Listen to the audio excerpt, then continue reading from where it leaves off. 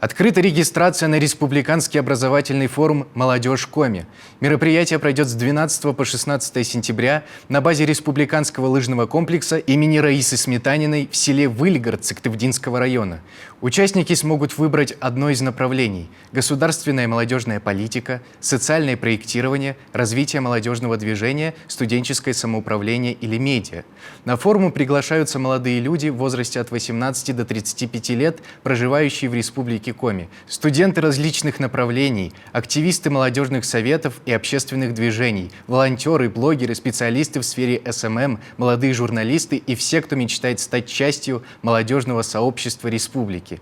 Зарегистрироваться можно до 4 сентября. Далее участников ждут насыщенная образовательная программа, творческие мастер-классы и возможность выиграть до 1 000 000 рублей на реализацию своего проекта. Молодежное мероприятие в нашей стране реализует по поручению президента России в рамках национального проекта «Образование».